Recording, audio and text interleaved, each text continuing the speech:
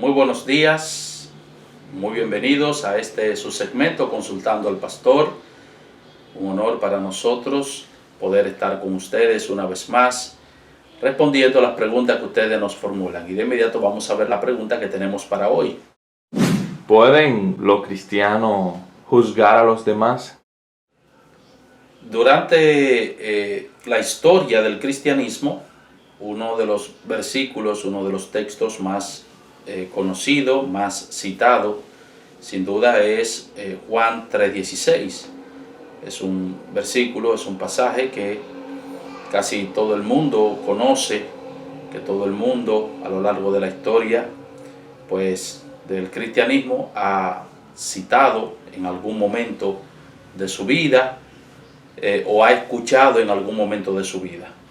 Sin embargo, en los últimos años, quizás Juan 3:16 no sea el versículo más citado por las personas, sobre todo en el mundo no creyente, por aquellos que no son creyentes, sino más bien Mateo capítulo 7, versículo 1. ¿Y qué dice Mateo capítulo 7, versículo 1? Bueno, Mateo 7:1 dice: no juzguéis para que no seáis juzgados. Y nosotros escuchamos frecuentemente personas diciendo que nosotros no tenemos el derecho a juzgar porque la Biblia incluso prohíbe que nosotros juzguemos a los demás. Y citan este pasaje, Mateo capítulo 7, versículo 1, diciendo que el creyente no solamente no tiene derecho a juzgar a las demás personas, sino que la Biblia lo prohíbe. Pero en realidad, ¿prohíbe la Biblia que los cristianos juzguemos a las demás personas? Bueno, si nosotros examinamos de cerca Mateo capítulo 7, versículo 1, nos daremos cuenta de que nuestro Señor Jesucristo no está prohibiendo aquí que nosotros juzguemos a los demás.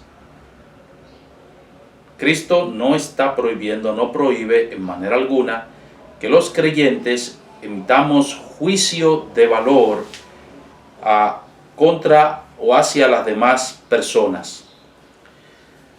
El hecho de que nosotros juzguemos, el hecho de que nosotros emitamos juicio de valor en ciertas ocasiones, que nosotros discriminemos, eso está enseñado en la palabra de Dios, amplia y extensamente. De hecho, en el mismo pasaje que se usa para decir que no debemos juzgar, el Señor Jesucristo nos dice todo lo contrario.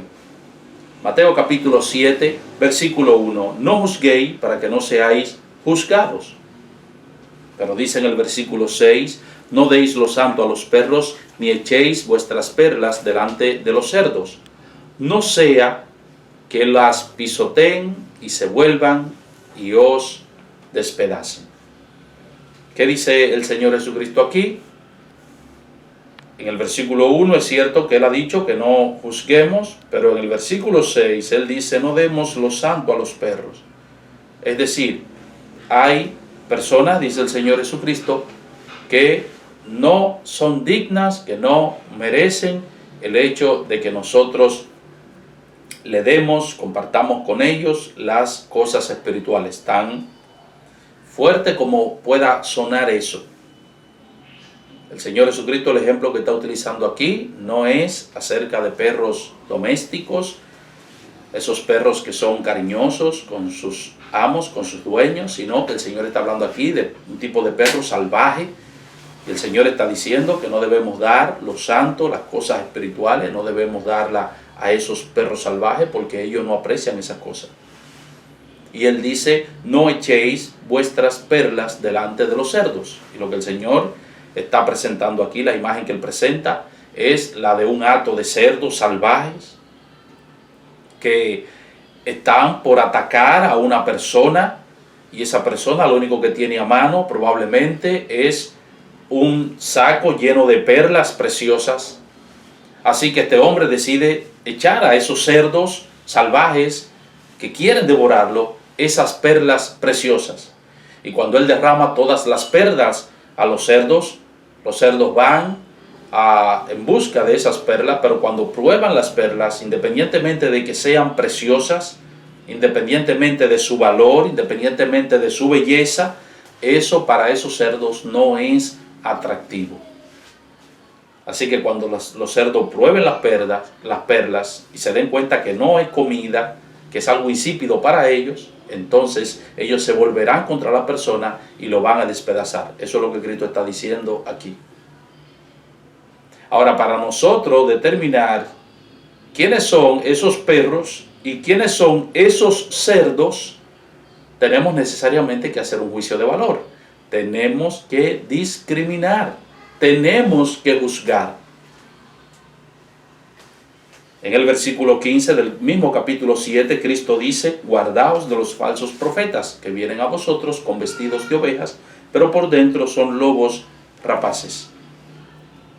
Ahora, ¿cómo nosotros vamos a determinar quién es un buen maestro y quién no es un buen maestro? ¿Quién es un verdadero predicador y quién es un predicador falso? ¿Cómo lo vamos a determinar? Necesariamente tenemos que hacer un juicio de valor. Tenemos que juzgar. No hay otra manera de hacerlo. Tenemos que juzgar necesariamente. Si no, nunca llegaremos a la conclusión de que hay personas, hay maestros falsos y hay maestros verdaderos. Si nos vamos a guardar de los falsos maestros, entonces tenemos que hacer un juicio de valor, obligatoriamente. En Juan capítulo 7, versículo 24, el Señor Jesucristo dice que no se debe juzgar según las apariencias, sino que se debe juzgar con un justo juicio. El mismo que está diciendo aquí no juzguéis, está diciendo no juzguéis según las apariencias, sino juzgad con justo juicio. Aquel que dice que no debemos juzgar, dice que debemos juzgar con justo juicio. ¿Es que acaso hay una contradicción? No, no hay contradicción, porque Mateo 7:1 no está prohibiendo que nosotros juzguemos. En Filipenses capítulo 3, versículo 2, Pablo dice que debemos guardarnos de los perros, que debemos guardarnos de los malos obreros, que debemos guardarnos de los mutiladores del cuerpo. Y si nosotros nos vamos a guardar de esas personas, y está hablando de falsos maestros también el apóstol Pablo, tenemos que hacer un juicio para determinar quiénes son malos obreros, quiénes son perros, quiénes son obreros fraudulentos, quiénes son los mutiladores del cuerpo. Primera de Juan capítulo 4 versículo 1, el apóstol Juan dice que debemos probar los espíritus para ver si son de Dios. O sea, tenemos que hacer un examen, tenemos que hacer un juicio. De manera entonces que todos estos pasajes y otros textos de la palabra de Dios nos dicen que nosotros tenemos el deber de nosotros discernir, de nosotros discriminar entre lo bueno y lo malo, entre el bien y el mal, entre aquel que hace lo correcto y aquel que hace lo incorrecto, y que debemos juzgar. Así que una persona que hace lo incorrecto no debe apoyarse en este texto para decirnos a nosotros: tú no eres quien para juzgarme, tú no me debes juzgar, porque la Biblia dice: no juzguéis. Así que tú no tienes que juzgarme.